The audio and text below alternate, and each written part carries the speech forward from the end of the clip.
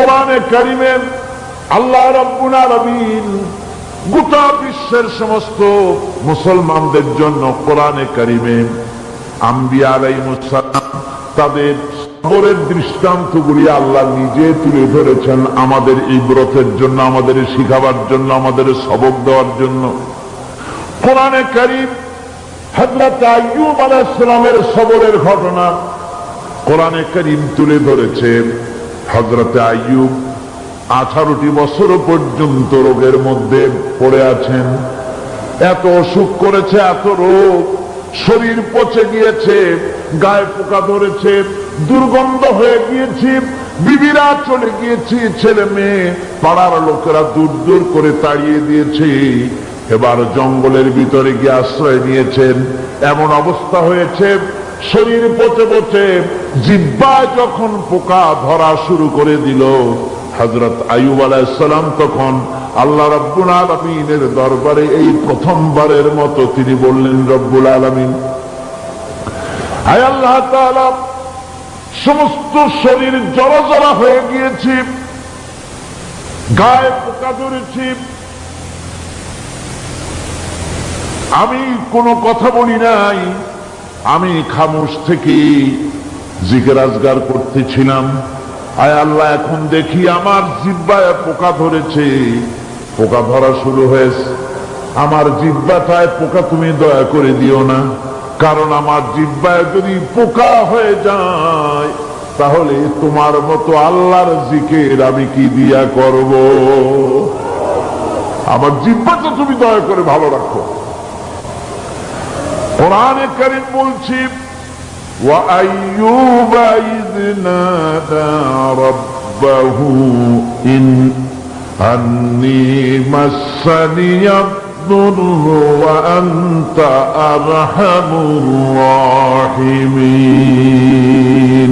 স্মরণ করো সেই সময়ের কথা যখন আইয়ুব তার রবকে ডেকে বলেছিল, আমি অসুস্থ আর তুমি তো রহমান রহিম, দয়াময়।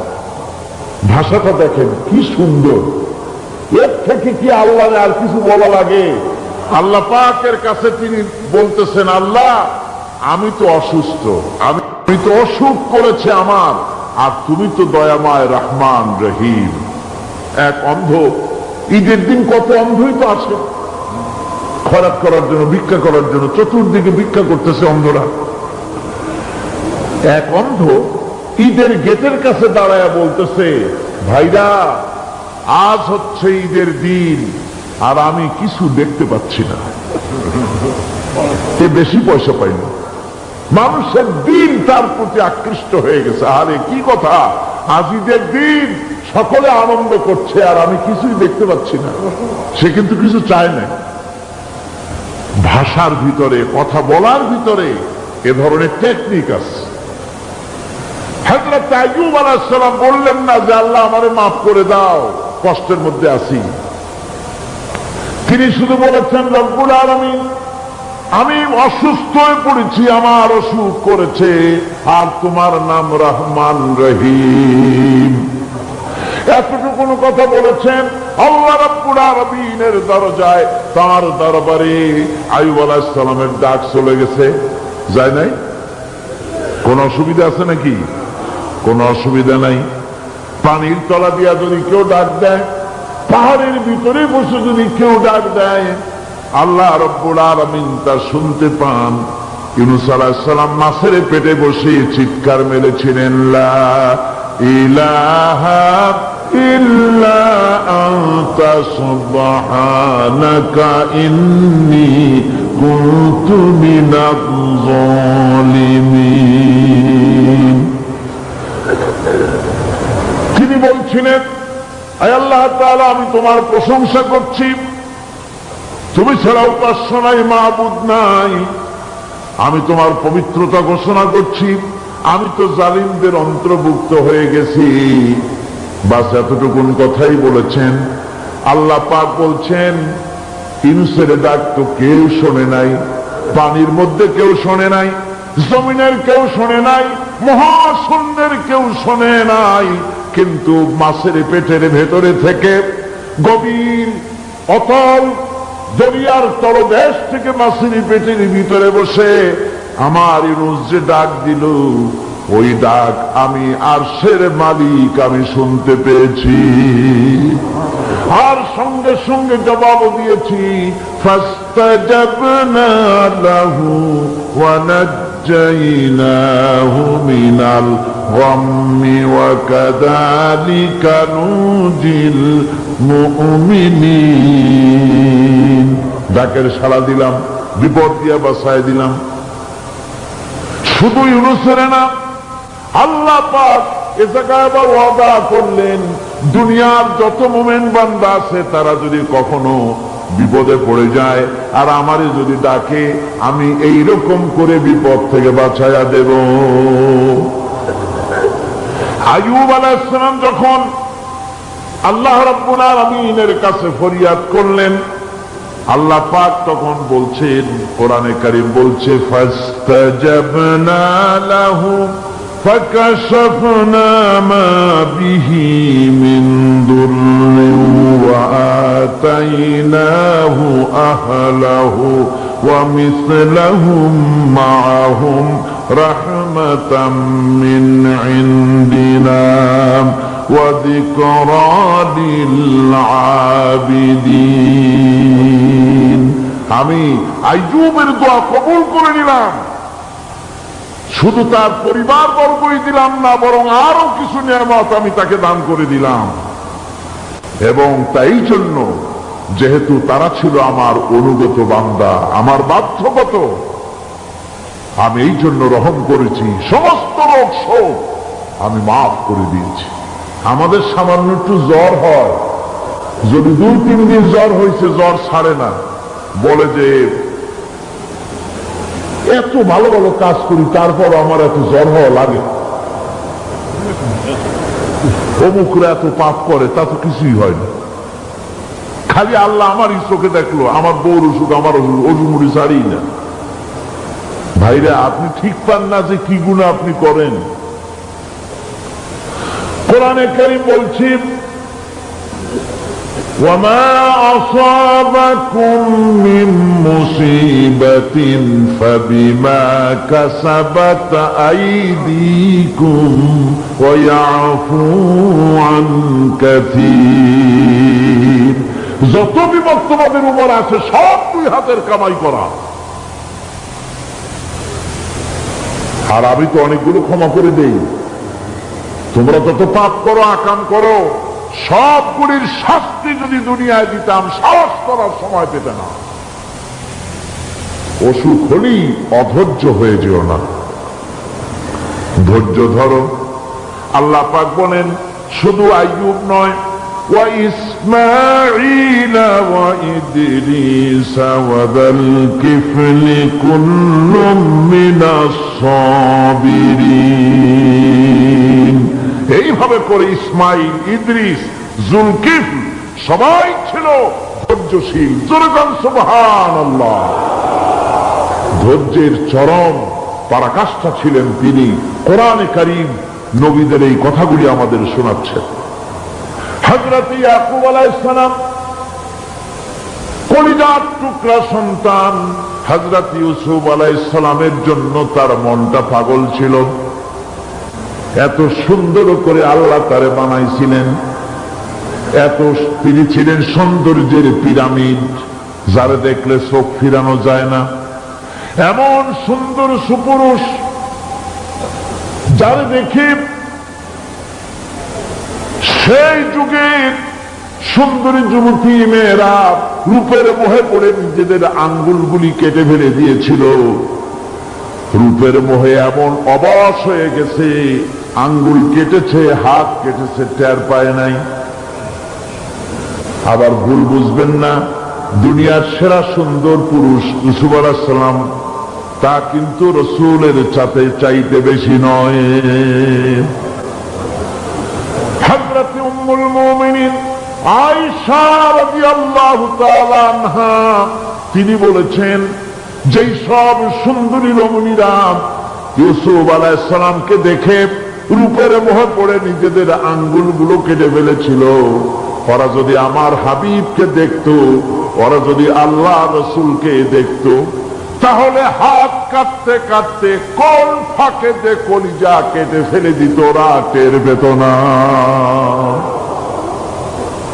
আবার বন্ধুগণ, হযরত আইয়ুব আলাইহিস সালাম সন্তানের মায়া, অন্যান্য ভাইরা হিংসায় পড়ে গেল, তারা নিয়ে তাকে কুয়ায় ফেলে দিল।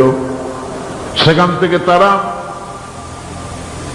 একটা ছাগল বা কোনো পশু জবাহ করে তার রক্ত মাখাইয়া জামা এনে হাজির করে দিল হযরত ইয়াকুব আলাইহিস সালামের সামনে, যে তারে নিয়ে খেলা করতে গিয়েছিলাম, আমরা খেলায় লিপ্ত ছিলাম, বাগে খাইয়া ফেলাইছে।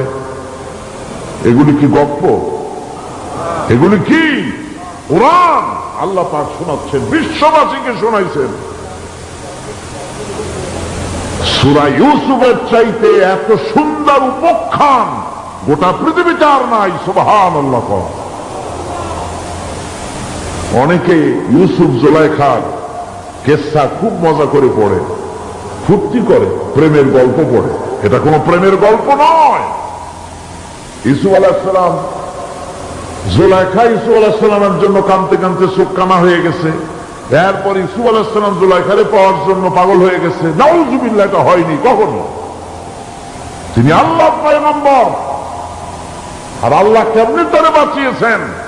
যখন জুলাইখা ঘরের ভিতরে সুন্দর করে যৌন উন্মাদনামূলক চিত্র অঙ্কিত করে ঘরের মধ্যে আটকায় দিয়েছে, তালা লাগায় দিয়েছে, আর নিজে যৌন উদ্দীপক কাপড় চোপড় পরেছে না পরার মতোই, সে যুগের সুন্দরী মেয়ে জুলাইখা। তার কুপ্রবৃত্তিকে চরিতার্থ করার জন্য আহ্বান করা হয়েছে। হযরত ইউসুফ আলাইহিস সালাম লক্ষ্য করে দেখলেন এমন জায়গা, এখান থেকে পালাবার তো পথ নাই, দরজা বন্ধ করে দিয়েছেন। তিনি শুধু তখন কেবলমাত্র আল্লাহ রব্বুল আলামিনকে ভয় করলেন। আল্লাহকে ভয় করে আল্লাহর নাম নিয়ে যখন তালাবদ্ধ দরজার দিকে দৌড় দিয়েছেন, আল্লাহ রব্বুল আলামিন আপন কুদরতে তালাগুলি খুলে দরজা তার জন্য উন্মুক্ত করে দিলেন। ইউসুফ আলাইহিস সালামকে ফালাই দিয়ে এভাবে করে কাপড় এনে দিল তার সামনে। রক্তমাখা কাপড় পেয়ে হযরত ইয়াকুব আলাইহিস সালাম সন্তানদের মুখে কাহিনী শুনে তিনি কি বললেন? কোরআনে কারীম তা কোট করেছে। তিনি চিক দিলেন না, ফাল দিলেন না, ফিট হয়ে পড়লেন না। তিনি বললেন, কলিজার টুকরা সন্তান তার মরার খবর শুনেছেন। তিনি বললেন কি? ফাসাবরুন জামিলুন ওয়াল্লাহুল মুস্তাআনু আলা মা তাসিফুন। আমি উত্তম সবর অবলম্বন করব। তোমরা যে কাহিনী রচনা করেছ এর বেলায় আমি আল্লাহর কাছে সাহায্য চাই। আমি উত্তম সবর অবলম্বন করব। আমার ভাইয়েরা, 11 ভাই মনে করেছিল ইউসুফ আলাইহিস সালামকে মরণ কুয়ায় ফালায় দিছি। তারা তো ঠিক পায় নাই এটা মরণ কুয়া না, এটা হচ্ছে একটা সুড়ঙ্গ, যাকে ইংরেজিতে বলে টানেল। এটা এমন একটা সুড়ঙ্গ, ওরা মনে করেছে মরণ কুয়া। কিন্তু আল্লাহ রাব্বুল আলামিন এই কুয়াতে এমন বানালেন, ওরা একদিকে ফালায় দিল মরণ কুয়ায়, এ কুয়ার আর এক মুখ দিয়া আল্লাহ রাব্বুল আলামিন ইউসুফ আলাইহিস সালামকে নিয়ে মিশরের সিংহাসনে বসায়া দিলেন। এটা মরণ কুয়া নয়, এটা রাজ সিংহাসনে বসার সুড়ঙ্গ পথ। ইউসুফ আলাইহিস সালাম আজ প্রেসিডেন্ট। সুবহানাল্লাহ। প্রেসিডেন্ট হয়ে বসে আছেন। ওদিকে কেনানে অভাব লেগে গেছে, সেখানকার মানুষেরা সাহায্য নিতে এসেছে। ওই 11 ভাইও আসছে। হযরত ইউসুফ আলাইহিস সালাম দেখেই চিনে ফেলেছে। ওরা কিন্তু তখনও ঠিক পায় নাই। হযরত ইউসুফ আলাইহিস সালাম চিনে ফেলেছেন এখন কি করা উচিত? সবগুলাকে ঠ্যাং উপরের দিকে উঠাইয়া তারপরে সমানে ধোলাই দেওয়া হইতেও স্বাভাবিক ছিল, আমাদের মতো মানুষ হইলে, ঠিক কিনা? ঠিক তো বলবেনি, অভ্যাস তো এটাই।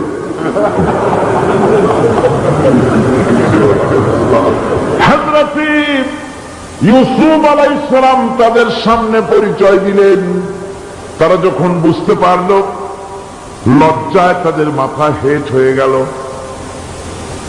হযরত তারা এক তো লজ্জা, আর 2 নম্বরের ভয়, জান নিয়া কেনানে কেউ ফিরে যেতে পারবো না। এখন অবস্থা হয়েছে যে জীবনই যায় নাকি এখানে। হযরত ইউসুফ আলাইহিস সালাম ভাইদের এই করুণ দুরবস্থা বুঝতে পারলেন। বুঝে চরম ধৈর্য ধরে তিনি কি বললেন? তিনি বললেন, লা তাসরিবা আলাইকুমুল ইয়াউম। ও ভাইরা, তোমাদের বিরুদ্ধে আমার কোনো ক্ষোভ নাই, দুঃখ নাই, বিদ্বেষ নাই, হিংসা নাই, আল্লাহর রাস্তায় মাফ করে দিলাম। সুবহানাল্লাহ। এর নাম পয়গম্বর। এর নাম কি? পয়গম্বর। কিসের লেনিন, কিসের মার্কস? জওয়ানেরা, ভুল পথে মানুষ চলেছিল, আলহামদুলিল্লাহ আল্লাহ এগুলারে ডাস্টবিনে ভালাই দিছে। কারণ আলহামদুলিল্লাহ, আলহামদুলিল্লাহ। পয়গম্বর কারে বলে? কারে বলে পয়গম্বর? কি চরিত্র! রাসূল করিম সাল্লাল্লাহু আলাইহি ওয়াসাল্লাম, তাকে একজন সাহাবী বলছিলেন, হুজুর বলছেন এই কামটা করলা না কেন? সাহাবী বললেন, হুজুর আপনি যদি চোখের ইশারায় বলতেন, মুখ দিয়ে না কইয়া, তাও তো আমি কামটা করে ফেলতাম, আমি তো বুঝি নাই। হুজুর বললেন, চোখের ঠারে ঠারে কাজ করা নবুয়তের শান নয়। আল ওয়াদুহু ওয়াস সারাহা, নবীরা যা করেন তা ডাইরেক্ট, কোনো বক্রতা নাই, স্পষ্ট কথা। আমার ভাইরা, হযরত ইউসুফ আলাইহিস সালাম বিনিয়ামিনকে কাছে নিয়ে পরিচয় দিলেন তার ভাইদের সামনে। কোরআনে কারীম বলছে, ক্বালা আনা ইউসুফ ওয়া হাদা আখি قد من الله علينا إنه من يتقي ويصبر فإن الله لا يضيع أجر المحسنين। আমি ইউসুফ আর এই হচ্ছে আমার ভাই। আল্লাহ আমাদের উপর ইহসান করেছেন। প্রকৃতপক্ষে যারা আল্লাহকে ভয় করে এবং সবর ইখতিয়ার করে, আল্লাহ এভাবে তাদেরকে, তাদের আমলকে নিষ্ফল হতে দেন না। আমার এই জামাটা নিয়ে যাও। হযরত ইয়াকুব আলাইহিস সালাম কলিজার টুকরা সন্তান ইউসুফ আলাইহিস সালামের বিরহ যন্ত্রণায় ছেলেকে কতদিন দেখে না, কাঁদতে কাঁদতে চোখ দুটো অন্ধ হয়ে গেছে। মিশর থেকে কেনানের দিকে জামা রওনা হয়েছে। কোথায় মিশর, কোথায় কেনান? জামা যখন রওনা হয়ে গেছে, হযরত ইয়াকুব বলতেছেন, আমি যেন আমার ইউসুফের গন্ধ নাকে পেতেছি। জামা চলে এলো, চোখের উপরে রাখলেন। আল্লাহ রাব্বুল আলামিন তাকে চক্ষুষ্মান বানায় দিলেন। ভাইরা আমার, পয়গম্বরেরা সবর করে গোটা দুনিয়ার মানুষের সামনে দৃষ্টান্ত সেট করেছেন সবর কারে কয়। আমার ভাইরা, হযরত ইব্রাহিম আলাইহিস সালামের কথা আল্লাহ পাক কোরআনে কারিমে বলছেন সবর কারে কয়। দেখো, শেখো সবর কারে কয়। আল্লাহ পাক বললেন, ইব্রাহিম তোমার বিবি আর তোমার নবজাতক এই সন্তানকে রেখে আসো মক্কা নগরীতে। তিনি চলে গেলেন। সেখানে ঘর নাই, বাড়ি নাই, কিচ্ছু নাই। চতুর্দিকে ধুধু বালু আর মরুভূমি। হযরত হাজরা বলছেন, ইব্রাহিম সামান্য পানি আর খাবার দিয়া আমার সন্তান শুদ্ধ এখানে রেখে যেতেছো, আমি কি অপরাধ করেছি? কোনো জবাব নাই। দুইবার তিনবার বলার পরে হাজেরা বলছেন, ইব্রাহিম গো, তবে কি আমার আল্লাহর হুকুম মতো আমারে রেখে যাচ্ছ নাকি? হযরত ইব্রাহিম আকাশের দিকে আঙ্গুল উঁচু করলেন। কথা বলবেন, বাক শক্তি বেরোচ্ছে না। 80 বছর বয়সের সময় একটা বাচ্চা আল্লাহ তারে দিচ্ছেন, আর এমন বাচ্চা পয়গম্বরের ছেলে, কি সুন্দর চেহারা, মরুভূমির উপরে ফালাই দিয়ে রওনা হয়ে যাচ্ছেন। মুখ দিয়া কথা সরছে না, আকাশের দিকে দেখালেন। হযরত হাজেরা বুঝতে পারলেন। হযরত হাজেরা বলেন, ইব্রাহিম কোনো চিন্তা নাই, নিশ্চিন্ত মনে বাড়ি ফিরে যাও। আমি আমার আল্লাহর উপরে এতটা ভরসা করি, আল্লাহর হুকুমে যদি আমার এখানে রেখে দিয়ে থাকো, ওই আল্লাহ পাক আমাকে আর আমার কলিজার টুকরা ইসমাইলকে পানিতে আর খাবারে মারবেন না, অবশ্যই তিনি ব্যবস্থা করবেন। ব্যবস্থা হয়ে গেল। হযরত ইসমাইল বড় হয়ে গেলেন। আল্লাহ পাক অর্ডার করলেন, জবাহ করো ছেলেকে। হযরত ইব্রাহিম আলাইহিস সালাম যখন জবাহের প্রস্তাব করলেন, হযরত ইসমাইল তা আপত্তি করতেন, বাবাজি আমার মায়ের আর আমাকে বাচ্চা অবস্থায় ফেলে গেলেন, খাবার দেন নাই, পড়ার দেন নাই, বছরের পর বছর আমাদের এখানে কাটলো, দেখতেও আসেন নাই, আজ আসছেন জবাহ দিতে। এটা কেমন কথা? কি ধরনের বাপ আপনি?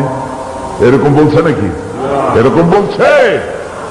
হযরত ইব্রাহিম আলাইহিস সালাম প্রস্তাবটা কিভাবে পারলেন? আল্লাহ পাক কোরআনে কারিমে দৃষ্টান্ত রেখে দিয়েছেন। আল্লাহ পাক বলছেন, হযরত ইব্রাহিম ছেলেকে বললেন, ইয়া বুনাইয়া, হে আমার কলিজার টুকরা, লাডলা, হে আমার কলিজার টুকরা সন্তান, ইন্নী আরা ফিল মানাম আন্নী আযবাহুক, আমি স্বপ্নে দেখছি আমি যেন তোমাকে জবাহ করতেছি। ফানজুর মাযা তারা, তোমার রায় কি বলো? আমি তো স্বপ্নে দেখছি যে আমি তোমার জবাহ করতেছি, এখন তোমার রায় কি, তোমার মত কি? হযরত ইসমাঈল আলাইহিস সালাম শুনিয়া দিলেন দৌড়, নাকি না? হযরত ইসমাঈল আলাইহিস সালাম ধৈর্যের প্রতীক, তিনি কি কথা বললেন? তার মুখের কথা কোরআন শরীফে আল্লাহ পাক উঠায় দিলেন। হযরত ইসমাঈল বললেন, ইয়া আবাতি ফাআল মা তু'মারু সাতাজিদুনি ইনশাআল্লাহু মিনাস সাবিরিন। হে আমার পিতা, আপনি যে ব্যাপারে আদিষ্ট হয়েছেন আপনি তা পালন করুন, অবশ্যই আমাকে ধৈর্যধারীদের মধ্যে পাওয়া যাবে। সুবহানাল্লাহ। এক বর্ণনা এসেছি, হযরত ইসমাঈল বললেন, আব্বাজান আমি ধৈর্যধারীদের ভিতরে আমারে পাবেন, তবে জবাহ করার আগে আমার হাত পাটা একটু বেঁধে নেন, কারণ জবাহের যন্ত্রণায় আপনার গায়ে যদি আমার হাত পাও লেগে যায় তো বেয়াদবি হয়ে যেতে পারে। আর আমি বলে আমার জবাহ হয়ে যাওয়ার পর আমার রক্ত মাখা জামা টানিয়া আমার মা হাজেরারে দিবেন, কারণ তাকে মা বলবার মতো আর তো কেউ নাই। হযরত ইব্রাহিম তাকে মারবার জন্য প্রস্তুতি নিলেন। হযরত ইসমাঈল বলছেন, আব্বাজান বাঁধবেন না, বাঁধবার প্রয়োজন নাই। বলে কেন? একবার বাঁধতে বললে আবার তুমি নিষেধ করছো কেন? ছেলে বলছেন, আব্বাজান বাঁধবো না এই জন্যে, হয়তো কিয়ামতেই প্রশ্ন উঠতে পারে যে আল্লাহর হুকুমে রাজি ছিল না বলে হাত পা বাঁধা জবাহ করছে, আমি এই সুযোগ দিব না, আপনি জবাহ করেন, আমি এতটুকু নড়াচড়া করব না। ধৈর্যের চরম প্রতীক হযরতে ইসমাঈল আলাইহিস সালাম দেখাই দিয়েছেন ধৈর্য কারে কয়। আমার বন্ধুগণ, এই পৃথিবীর সবচাইতে ধৈর্যের বড় প্রতীক হতেছেন ইমামুল মুরসালিন, আশরাফুল আম্বিয়া, সৈয়দুল মুরসালিন জনাব মুহাম্মাদুর রাসূলুল্লাহ সাল্লাল্লাহু আলাইহি ওয়াসাল্লাম। আমার বন্ধুগণ, সবচাইতে বড় ধৈর্যের প্রতীক তিনি। কাউকে একটা গালি দেন নাই জীবনে, কাউকে ঠাট্টা করেন নাই, কাউকে মারেন নাই, কারো মনে দুঃখ দেন নাই। তিনি দুঃখ পেয়েছেন, তিনি কাউকে দুঃখ দেন নাই। তিনি কষ্ট পেয়েছেন, কাউকে কষ্ট দেন নাই। আমার ভাইয়েরা, তায়েফের ময়দান, আমার নিজের চোখে তায়েফে যেদিন আমি তায়েফ দেখলাম, আমি তায়েফে ঢুকেছি, জীবনে কোনোদিন যাই নাই। রমজান মুবারকে আমি সেখানে গেলাম, আমাকে বসার জন্য তারা নিয়ে যাবে। আমি বললাম আগে বসবো না, আমারে আগে নিয়ে যাও, আমার নবীকে কোন জায়গায় ওরা মেরেছিল সে জায়গাটা দেখাও। তাইফের সেই গলিতে যখন আমি গিয়েছি, দুই দিকে পাহাড় দাঁড়ানো, তাইফের লোক আমার সাথে ছিল। তারা বলল এই জায়গাটা প্রথম যেখানে চতুর্দিক থেকে নবীজিকে পাথর মারছিল আর আল্লাহর নবী বেহুশ হয়ে পড়ে গিয়েছিলেন। 3টা দিন না খাওয়া, হযরতে খাদিজা নাই, আবু তালিব নাই, মক্কায় জায়গা নাই পা রাখার। নবীজি 3টা দিন ঘুরলেন। নেতারা বলল তুমি যদি নবী হবে তো এতিম হলে কেন? আল্লাহ নবী বানাবার জন্য কি একটা ধনী মানুষ পায় না? তোমার মতো এতিম আর গরিবের নবী বানাইলো কেন? আল্লাহ নবী 3 দিন পর যখন দেখলেন কেউ দাওয়াত শোনে না, কেউ মানে না, কেউ গ্রহণ করে না, তখন তিনি নেতাদের অনুরোধ করলেন ঠিক আছে দাওয়াত তো কবুল করলাম না, তবে একটা কাজ অন্তত আমি যে তায়েফে আসছিলাম এই খবরটা মক্কায় দিও না, ওরা আরো অত্যাচার বাড়ায় দেবে। এই কাফিরগুলি খবর তো মক্কায় পাঠালো আর সমস্ত যুবকদেরকে লেলিয়ে দিল। যুবকেরা চতুর্দিকে দাঁড়াইছে, রাসূলকে পাথর মারা শুরু করে দিল। আমি যখন রেল লাইনের থেকে হাঁটি, যখন রেল লাইন কোনো সময় দেখি, রেলের পাথরগুলি, রেল লাইনের পাথরগুলি দেখলেই আমার মাথায় যেন কেন তাইফের কথা মনে এসে যায়। আরে মানুষের গায়ে পাথর মারলে কি অবস্থার সৃষ্টি হয়? পাথর নূরের শরীর, রহমতের শরীর, কিচি কিচি রক্ত ঝরছে। নবীজিকে জোর করে উঠাইয়া জবরদস্তি করে হাঁটার জন্য তারা ধাক্কা মারতেছে। আবার কিছুদিনে গিয়ে নবীজি আবার বেহুশ হয়ে পড়েছেন, এইখান থেকে আবার উঠাইছে, আবার ধাক্কা মারতেছে। 3 নম্বরের আর একটা জায়গা আছে যেখানে ভাঙ্গা একটা মসজিদ। তাইফের লোকেরা আমাকে বলল এই জায়গাটা হলো শেষ জায়গা যেখানে রাসূল করিম 3য়বারের মতো বেহুশ হয়েছিলেন, এখানেই হুজুরের রক্ত ঝরেছে বেশি। 2 রাকাত নামাজ পড়লাম, সিজদায় পড়ে এমন কান্না কাঁদলাম আল্লাহর কাছে। নবীজি যখন হুশ এসেছে, হযরতে জিবরাইল বলেন ইয়া রাসূলুল্লাহ, আপনার এই কষ্ট দেখে ফেরেশতারা কাঁদতেছে, আপনি অনুমতি দিয়ে দেন এই 2 পাহাড়কে মিলাইয়া সমস্ত তায়েফবাসী কাফেরগুলি মাটির সাথে মিশাইয়া দেই। নবীজি বললেন জিবরাইল, আমি যদি হুকুম করি আর আমার হুকুম মতো যদি এই কাম করো, একটা কাফেরও যদি না বাঁচে তাহলে কার মুখে পৌঁছাবো লা ইলাহা ইল্লাল্লাহু মুহাম্মাদুর রাসূলুল্লাহ। আমার ভাইরা, হুজুর সাল্লাল্লাহু আলাইহি ওয়াসাল্লাম উঠে বসলেন। এমন সময় হযরতে যায়েদ শরীরের রক্তগুলি মুছে দিতেছেন। হুজুর সাল্লাল্লাহু আলাইহি ওয়াসাল্লাম বসে 2খানা হাত উত্তোলন করলেন। নবীজির চোখ থেকে পানি গড়ায় পড়তেছে। আরে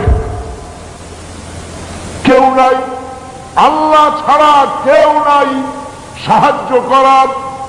নবীজি হাত তুলে মোনাজাত করতেছেন, চোখ দিয়া পানি পড়ে দাড়ি ভিজে পড়তেছে, গায়ে দিয়া রক্ত ঝরতেছে। নবীজি কি দোয়াটা করলেন? বদদোয়া করলেন না, গজব দিতে বললেন না। নবীজি দোয়া করলেন, রব্বুল আলামিন, এই তায়েফের লোকেরা আজকে আমার সাথে যে ব্যবহারটা করেছে, ওরা বোঝে নাই যে আমি তোমার নবী, ওরা বোঝে নাই যে আমি তোমার রাসূল। না বুঝে আমার উপরে যে অত্যাচারটা করলো, আল্লাহ তুমি এই জন্য রাগ করে এই তায়েফে তুমি গজব দিও না। আল্লাহ পাক পরবর্তী সময় হুজুরকে স্মরণ করাই দিলেন, ওয়া মা আরসালনাকা ইল্লা রাহমাতাল লিল আলামিন। ও নবী, আপনি হচ্ছেন আমার সমস্ত সৃষ্টি জগতের জন্য আপনি আমার রহমত, আমার গোটা বিশ্বের জন্য আপনার, আমার সৃষ্টি জগতের জন্য আপনি আমার করুণা। একটা লোক রাসূলের এই কষ্ট দেখে বাগান থেকে এক গ্লাস আঙ্গুরের শরবত এনে হাজির করেছে। এত কষ্টের পর 3 দিনের না খাওয়া আঙ্গুরের একটা শরবত পাইয়া হুজুর খুব খুশি হলেন। শরবত গ্লাস পান করে হুজুর বলছেন, তোমার নাম না আফতাস? তিনি বলছেন, হ্যাঁ হুজুর, আমার নাম আফতাস। তোমার বাড়ি না ইউনূস আলাইহিস সালামের গ্রামে? বলে, হ্যাঁ আমার বাড়ি সেই গ্রামে। তা আপনি কি করে জানলেন আমার নাম আফতাস আর আমার বাড়ি ইউনূস আলাইহিস সালামের গ্রামে? আপনি জানলেন কি করে? হুজুর বললেন, আমি নবী, হযরত ইউনূস নবী, একজন নবীর খবর আর একজন নবীর কাছে থাকে। রাসূল করিম সাল্লাল্লাহু আলাইহি ওয়াসাল্লাম সবর ইখতিয়ার করেছিলেন, ধৈর্য অবলম্বন করেছিলেন, আর আল্লাহ পাক তাকে নির্দেশ করেছেন, সবর করো। ওয়াত্তাবি' মা ইউহা ইলাইকা ওয়াসবির হাত্তা ইয়াহকুম আল্লাহ। তুমি কেবল সেই জিনিসের অনুসরণ করো যা আমি তোমার প্রতি অবতীর্ণ করেছি। আমি আপনার উপরে যেটা অবতীর্ণ করেছি ওটা অনুসরণ করুন, আর সবর ইখতিয়ার করুন যতক্ষণ না আল্লাহর পক্ষ থেকে চূড়ান্ত ফয়সালা না আসে। ধৈর্য ধরুন, ধৈর্য ধরুন। আমার ভাইরা, কাফেরদের নির্যাতনের মোকাবেলায় আল্লাহ পাক তার হাবিবকে সান্ত্বনা দিয়েছেন। যখন কাফেররা নির্যাতন করতেছে, আহারে হযরতে বেলাল নির্যাতিত, হযরতে সুমাইয়া নির্যাতিতা, হযরতে খাব্বাব, হযরতে খুবাইব, হযরতে আম্মার রিদওয়ানুল্লাহি তাআলা আলাইহিম আজমাইন, এত মার হতেছে। হযরতে ওমর হযরতে খাব্বাব রাদিয়াল্লাহু তাআলা আনহুকে খোলা গায়ে দেখে বলছিলেন, খাব্বাব রে, তোমার পিঠে এত গর্ত কেন? এত গর্তওয়ালা পিঠ তো আমি মানুষের দেখি নাই, এত চিকুন কোমরওয়ালা মানুষও তো দেখি নাই। তিনি বলেছেন, ওমর তুমি কি ভুলে গেছো? ইসলাম কবুল করার অপরাধী কাফির বেঈমানেরা আগুন জ্বালাইয়া আংটা আগুনের উপরে আমাকে চিৎ করে শোয়াছে। আমি যেন নড়াচড়া করতে না পারি সেজন্য আমার বুকের উপরে পাথর চাপা দিয়ে রেখেছিল। গায়ের চর্বি আর রক্ত গলে গলে পড়ে আগুন নিবেছে, আর আগুন গোস্ত পুরি যে পিঠের মধ্যে প্রবেশ করেছিল আজও পর্যন্ত পিঠের সেই গর্ত সেরে যায় নাই। এভাবে অত্যাচার হচ্ছিল সাহাবীদের উপর। আল্লাহ রাব্বুল আলামিন তার হাবিবকে সান্ত্বনা দিলেন, ওয়াসবির ওয়া মা সাবরুকা ইল্লা বিল্লাহি ওয়া লা তাহজান আলাইহিম ওয়া লা তাকু ফি যায়কিন মিম্মা ইয়ামকুরুন। হে রাসূল, সবরের সাথে কাজ করতে থাকুন। আপনার এই সবরের তৌফিক তো আল্লাহই দিয়েছেন, আর ওদের সমস্ত ষড়যন্ত্র, ওদের অপকৌশলে আপনি দুঃখিত হবেন না, চিন্তা করবেন না, ভারাক্রান্ত হবেন না। আপনি নিশ্চিত থাকুন واصبر لحكم ربك فإنك بأعيننا। হে নবী, আপনার রবের চূড়ান্ত ফয়সালা আসা পর্যন্ত ধৈর্য ধারণ করুন। আপনি তো আমার চোখের সামনে। সুবহানাল্লাহ, সুবহানাল্লাহ। আপনি আমার চোখের সামনে। কে আপনাকে কি করবে আমি দেখব না? সুবহানাল্লাহ। মন্ত্রী যদি, এই সলিমুদ্দিন মার্কা মন্ত্রী যত আছে, এই মন্ত্রীরা যদি দেখা তো ভয় কিসে? আমি তোকে দেখছি না? সাহসটা কেমন বাড়ে, কেমন বাড়ে সাহস। আরে কোন মন্ত্রী ছাতা মাথা না, কোন প্রেসিডেন্ট রাজা বাদশা না, আকাশ আর জমিনের মালিক আমার আল্লাহ রাব্বুল আলামিন বলছেন, হাবিব কোন চিন্তা নাই, আপনি আমার চোখের সামনে। ওরা চায় আপনাকে দুনিয়া থেকে মিটাই দিতে, আর আমি চাই ওয়ারাফানা লাকা যিকরাক, আপনার প্রশংসা তো হবে গোটা বিশ্ব জুড়ে, সর্বত্র ছড়িয়ে যাবে আপনার নাম। সুবহানাল্লাহ।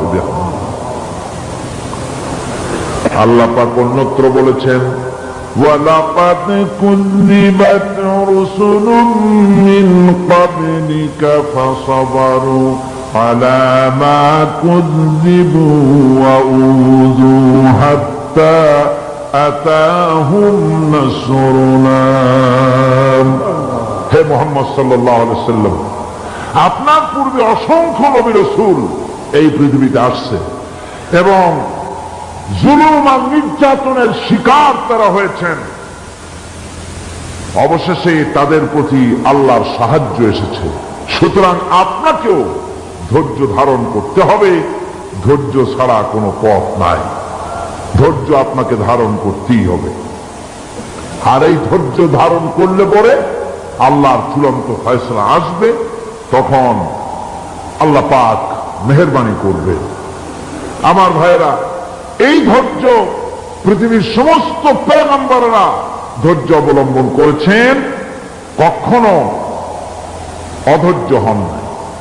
দিন কায়েমের সংগ্রামে নবী রাসূলগণ দারুণ ভাবে সবর ইখতিয়ার করেছেন।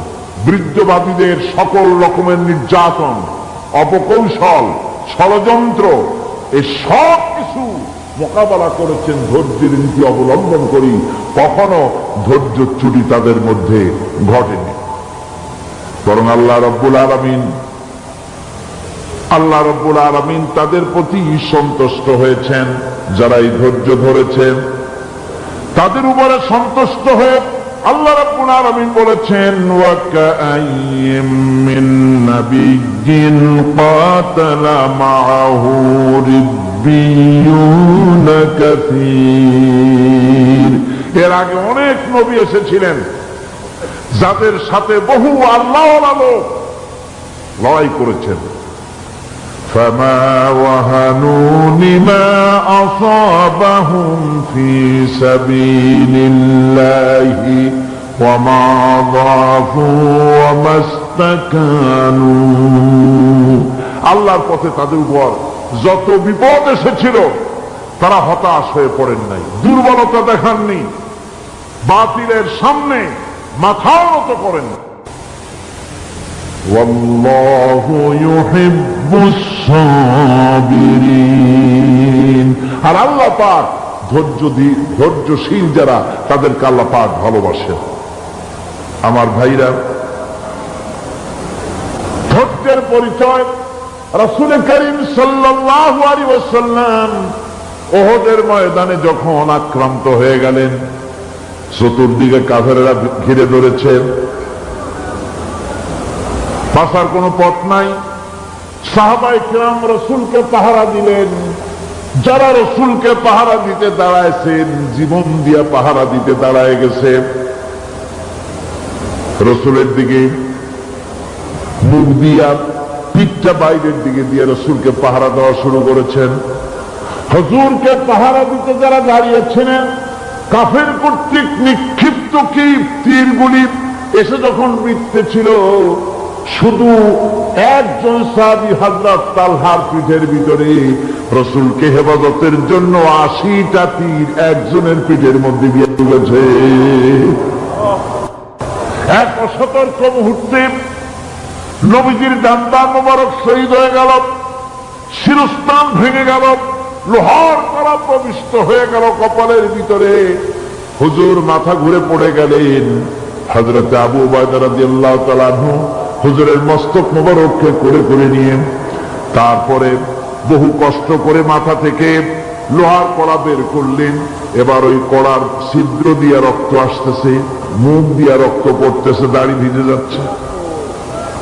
বুখারী শরীফে এসেছে আল্লাহর নবী দুইখানা হাত নিজের চেহারার উপরে মলে আনে টাটকা রক্ত চোখের সামনে দেখে বলছেন, আহারে, এই কওমের ফালাত কি করে হবে, এই কওমের মুক্তি কি করে হবে, এই কওমের নাজাত কি করে হবে, যে কওম তার নবীর চেহারা রক্ত দিয়ে আল্লাহ বানাইয়া দিল।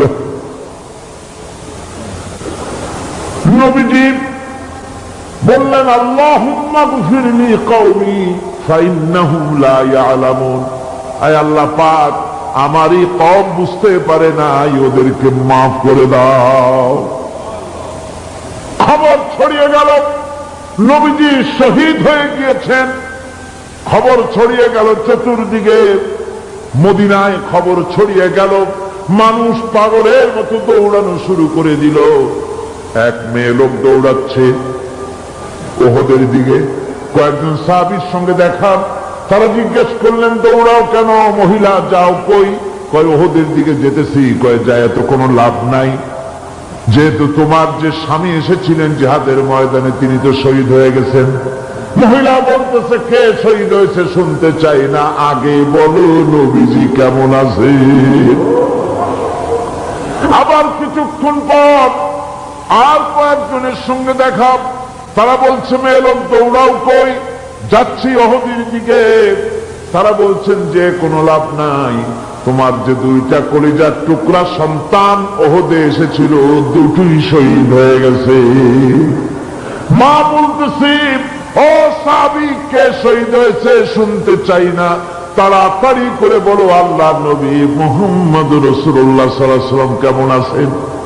দৌড়াতে দৌড়াতে ওহদের মাঠে সাহাবায়ে কিরাম পরিবেষ্টিত আল্লাহর নবীর কাছে গিয়ে হুজুরের জীবিত চেহারা মোবারকের দিকে তাকায়া মেয়ে লোকটি কাঁদতেছে আর বলতেছে, ইয়া রাসূলুল্লাহ, আমার স্বামী মরা শোক, আমার কলিজার টুকরা দুইটা সন্তান মরা শোক আমার কলিজা থেকে মুছে গেছে, আপনি বেঁচে আছেন, তামাম মুসলমানদের এর চাইতে বড় সান্ত্বনার নাই।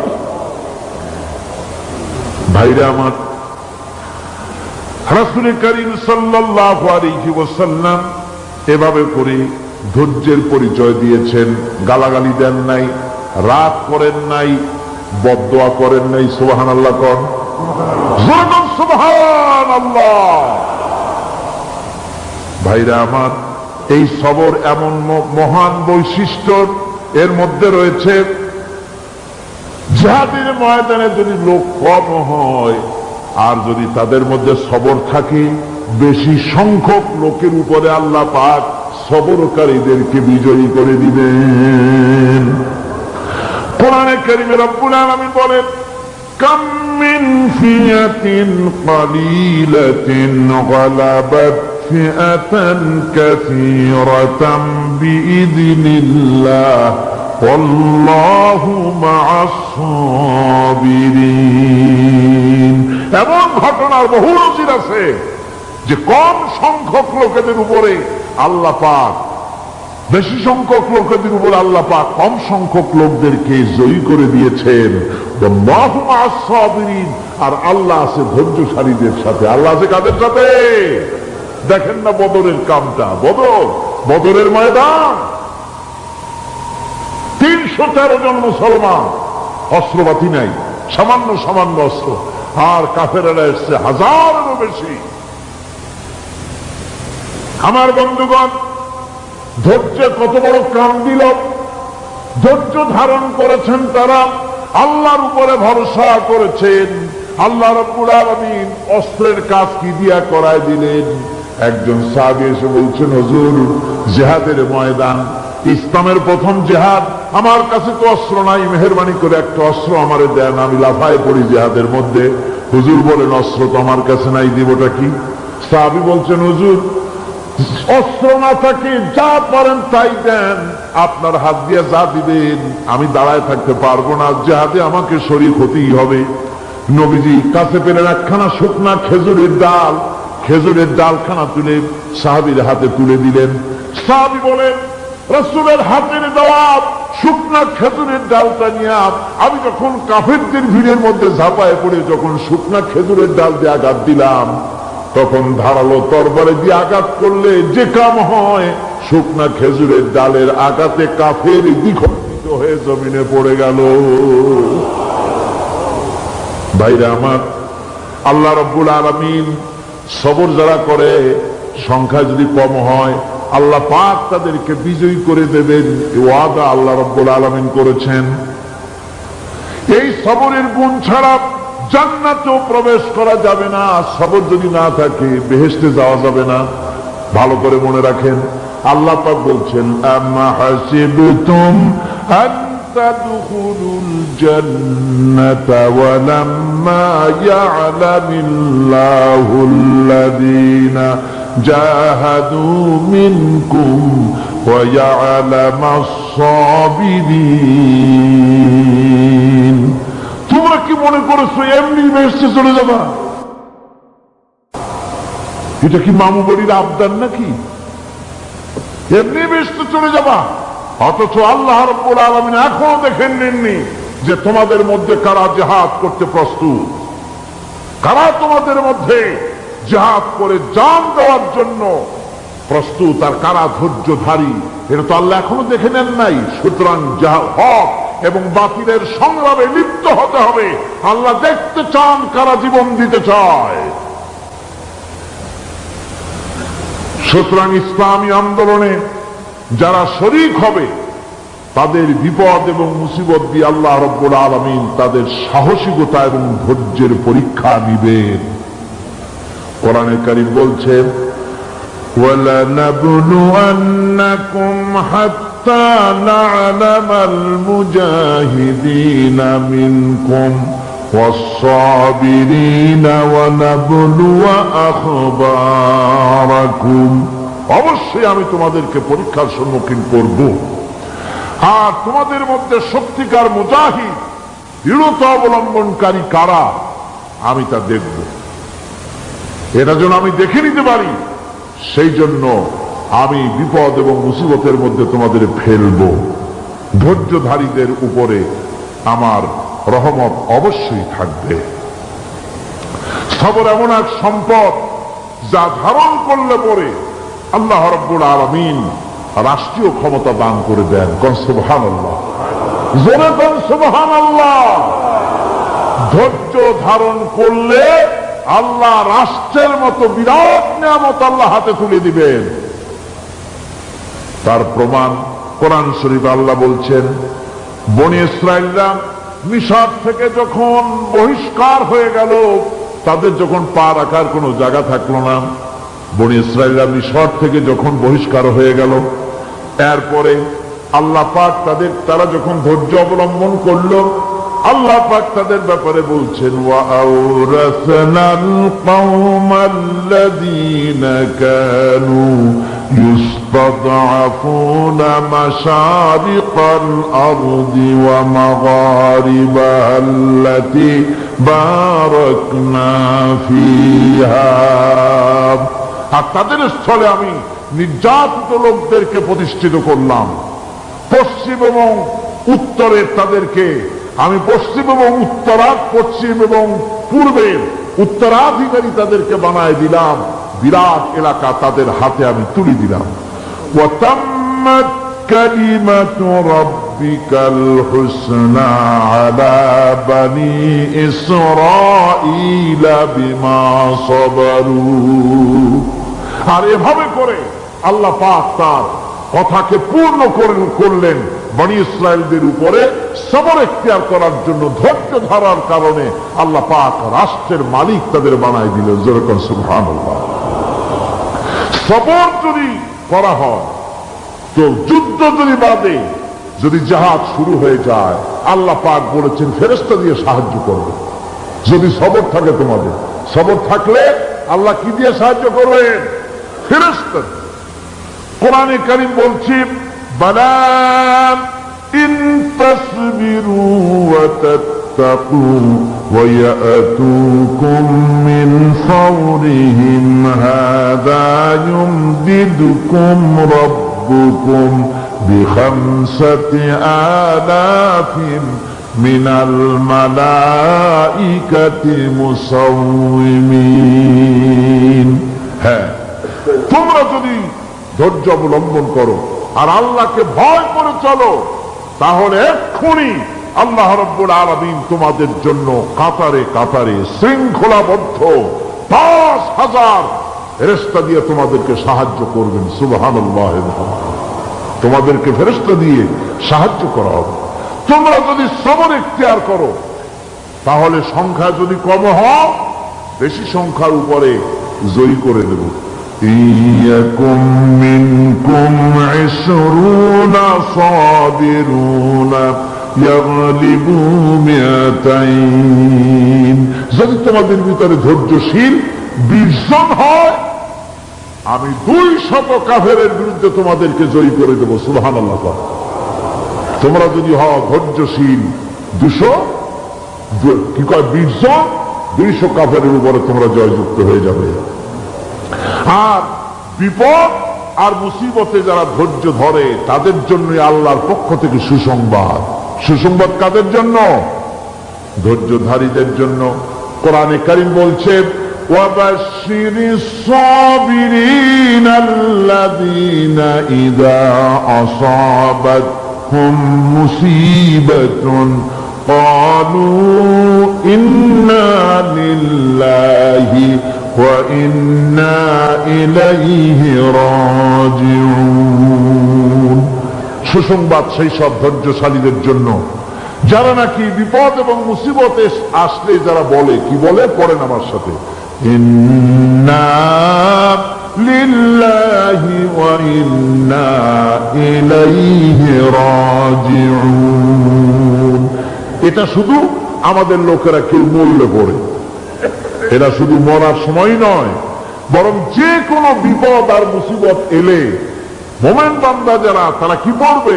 ইন্না লিল্লাহি ওয়া ইন্না ইলাইহি রাজিউন। নিশ্চয়ই নিশ্চয়ই আমরা আল্লাহর জন্য এবং আমাদের সকলকেই আল্লাহর কাছে ফিরে যেতে হবে, প্রত্যাবর্তিত হতে হবে। সবরকারীদের জন্য রয়েছে জান্নাতের সুউচ্চ সম্মানের জায়গা। জান্নাতীদের জান্নাতে সবচেয়ে সম্মানজনক জায়গা আল্লাহ রাব্বুল আলামিন ধৈর্যশালীদেরকে দান করবে।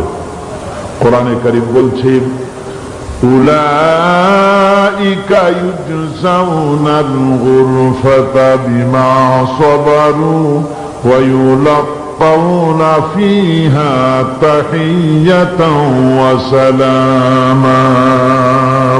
এরা হলো সেই সব লোক যাদেরকে প্রদান করা হবে বেহেশতের সুউচ্চ মঞ্জিল, কারণ তারা সবর ইখতিয়ার করেছিল, তারা সবর করছিল। এই জন্য বেহেশতের সবচেয়ে ভালো জায়গা তাদের দেওয়া হবে। কোন আলহামদুলিল্লাহ, জোরে কোন আলহামদুলিল্লাহ।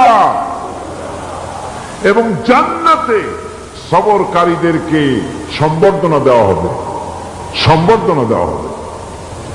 খালিদিনা ফিহা হাসুনাত মুস্তাকাররান ওয়া মুকামা।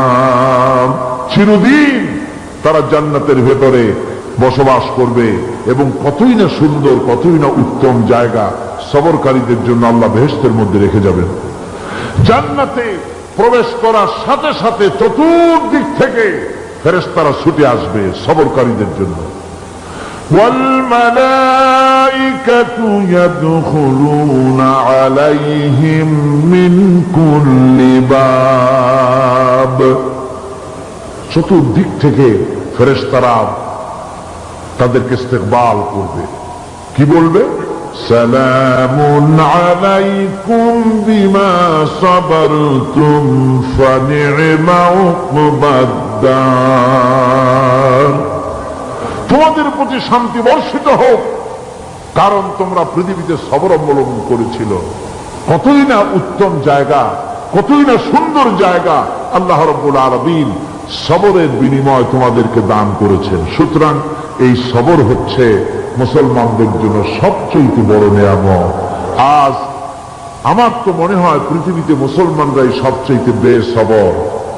ট্রেনে যাবে বসা নিয়ে বেসবর, টিকিট নিয়ে বেসবর, বাসের মধ্যে বেসবর, বাজারে যাবে বেসবর, স্কুলে যাবে বেসবর, যেখানে যান সব জায়গায় আমরা বেশি অধৈর্য, ঠিক কিনা কর?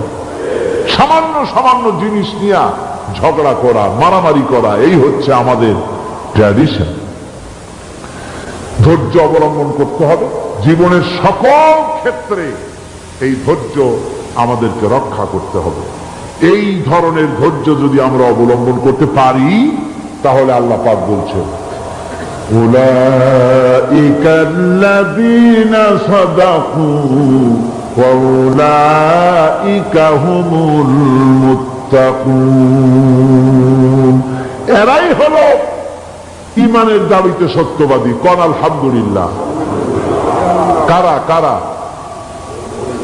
না না, শুধু সবরকারী না। এই যে 10টা পয়েন্ট বলা হলো, কয়টা পয়েন্ট বলা হয়েছে? 10টি পয়েন্ট।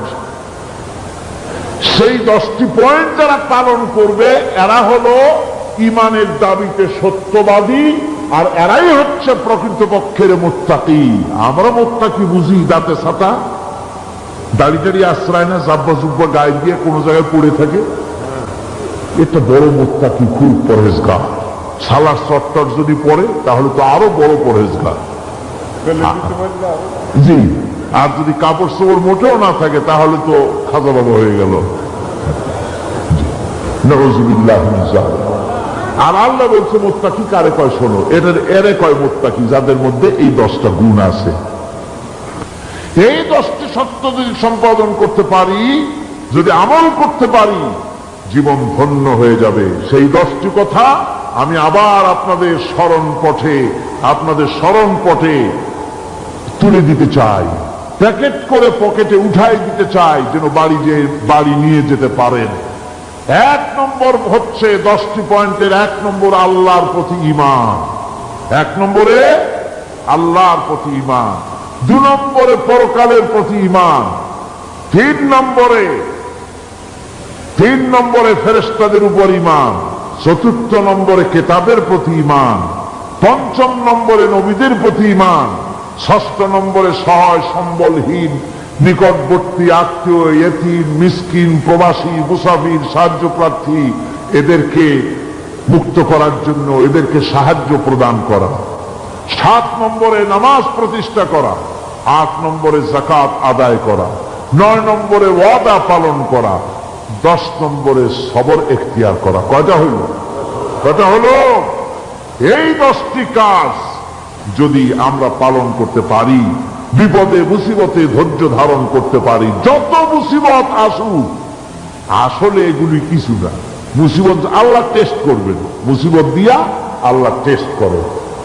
দেখা যায় যে ওদের শক্তি খুব বেশি, চোখে আপনি দেখতে পারেন, কিন্তু আল্লাহ বলছেন ইন্না কায়দা শায়তানে কানা দাঈফা। বাতিলরা হলো শয়তান। বাতিলরা কি? আর ওদের চক্রান্ত আসলেই দুর্বল। এদের চক্রান্ত আসলে কি? দুর্বল। কাজেই এগুলিকে ভয় করা যাবে না। বিপদে মুসিবতে ধৈর্য ধারণ করে যদি অগ্রসর হওয়া যায়, তো আল্লাহ রাব্বুল আলামিন এই 10টি পয়েন্ট যদি আমল করা যায়, দুনিয়াও শান্তি পাবো, আখিরাতেও শান্তি পাবো। যত মুসিবত আসুক, বিপদ আসুক, ধৈর্যের সাথে মোকাবেলা করতে হবে। ধৈর্যের অর্থ কি? আমি আগেই বলেছি, ধৈর্যের অর্থ হচ্ছে অবিচলতা, দৃঢ়তা, বরদাস্ত করা, সহিষ্ণুতা, ধীরতা, স্থিরতা। ধৈর্যের অর্থ এটা নয় একজন একটা থাপ্পড় মারলো আর আপনি বলবেন যে বাবা ব্যথা পাইছো নাকি, তাহলে আরো একখান থাপ্পড় দিয়ে দাঁত আমার সবগুলো ভালাই দেয়। এর নাম ধৈর্য নয়। ধৈর্য হচ্ছে পরিস্থিতির মোকাবেলা করতে হবে সাহসিকতার সাথে, এর নাম হচ্ছে ধৈর্য। ওই যে আমি একটা দৃষ্টান্ত দিয়ে থাকি, এক সাপ একবার মুরিদ হয়েছিল এক পীর সাহেবের কাছে। পীর বলছিলেন যে না, আমি তো এইসব সাপ টাপ মুরিদ বানাই না। কয় না হুজুর, আমারে বানান। তারপরে মুরিদ বানায় কিছু অধিকতারে শিখাই দিল, আর বললো খবরদার কাউকে দংশন করবে না। ঠিক আছে, সে দেয়া জিজ্ঞাসা শুরু করে দিয়েছে। এর মধ্যে জমিনে রাখাল আসছে, ধান কাটছে, ধানগুলো নিবি কি করে, দড়ি দড়ি পাচ্ছে না। তো কি করা যায়, বাঁধবে কি দিয়া? সন্ধ্যার পরে অন্ধকারে দেখে যে দড়ি একটা পড়ে আছে। ও যে কি দড়ি তা তো ওর বুঝে নেই। ওইটা নিয়ে ধানরে ভেসাইয়া লেজ দিয়ার মাথা দিয়ে এরকম করে বাসেটারে দিয়ে বাঁধছে। সাপ তখন বলতেছে, হায় হায় রে, কেবল যে মুড়ি ধরছি, তা না হলে তুই ঠিক পাইতি যে আমি কি ধরনের দড়ি। এরপরে নিয়ে বাড়ি নিয়ে ভালাই দেশে ওটারে খুলে সাপটার ঘাড় গেছে মস্কিয়া। বহুত কষ্ট করে হুজুরের বাড়ি গিয়ে হাজির, কয় যে হুজুর কি একখান জিকের শিখাইলেন, আমার তো ঘাটটার মুসকে শেষ। আশ্চর্য কথা, কত মানুষ মুড়ি ধরলো, কত কিছু মুড়ি ধরলো, কারো তো জিকের করলে ঘাড় মস্কে যাবে কেন, এটা কেমন কথা? কয় হুজুর ঘটনাই। আরে বেটা ঘটনা এইটা, তুই কি করছিলি? কয় যে আপনি যে নিষেধ করছেন দংশন করতে, আমি তো দংশন করতে পারিনি। আরে বেটা, দংশন করতে নিষেধ করছিলাম, ফোঁস করতে তো নিষেধ করি নাই। তোরে যখন দড়ি মনে করে হাত দিছিল, ফোঁস করে উঠতি, ওই রাখা লাভ দিয়া বন আর পার হইয়া দিল্লি চলে যেত। কাজী ধৈর্যের মানে শীত হয়ে পড়া না। ধৈর্য মানে অবিচলতা, দৃঢ়তা নিয়ে শক্তি সঞ্চয় করে আল্লাহর উপরে ভরসা করে বাতিলের বিরুদ্ধে ঝাঁপায় পড়তে হবে, বাতিল উৎখাত হতে বাধ্য হবে।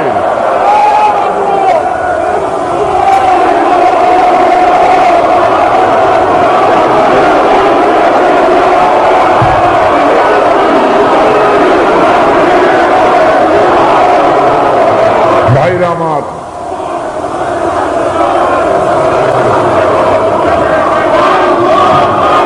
সুতরাং আলহামদুলিল্লাহ আমরা কোরআনে কারিমের এই আয়াতে কারিমার আমরা যদ্দূর পারলাম আলোচনা করেছি। আল্লাহ পাক যেন এতে বরকত দেন। জোরে কোন আমিন, আরো জোরে কোন আমিন। মোনাজাতের জন্য বসেন, এক্ষুনি মোনাজাতের জন্য দাঁড়ানো ভাইরা সব বসে পড়েন। আল্লাহুম্মা আমিন।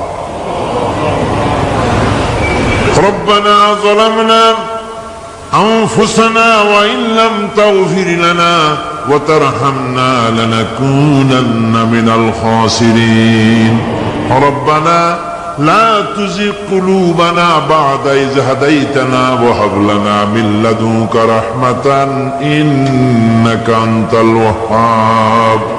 أي الله تعالى এই বিশাল জনসমুদ্র নিয়ে তোমার দরবারে হাত তুলেছি পবিত্র মেরাজের রজনীতে। আয় আল্লাহ, তুমি দয়া করে মেহেরবানি করে আমাদের আলোচনা, দুরুদ সালামের সওয়াব আমাদের বিশ্ব নবী, তোমার প্রিয় হাবিব জনাবি মুহাম্মদুর রাসূলুল্লাহ সাল্লাল্লাহু আলাইহি ওয়াসাল্লামের রূহ মুবারকে পৌঁছায়া দাও। সমগ্র বিশ্বের মাটির নিচে যত মুমিনাত শুয়ে আছেন তাদের আরো আর পরে সওয়াব পৌঁছায় দাও।